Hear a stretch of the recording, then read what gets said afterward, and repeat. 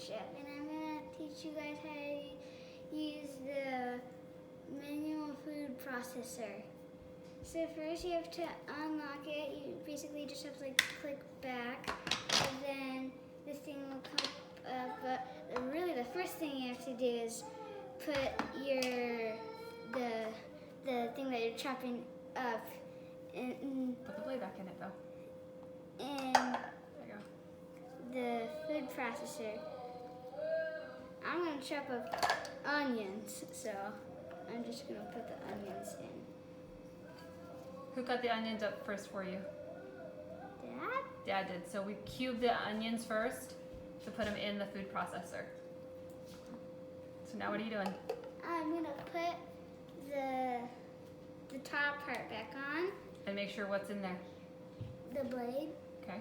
and then you're just gonna crank this down, but you have to go fast so then it actually chops up.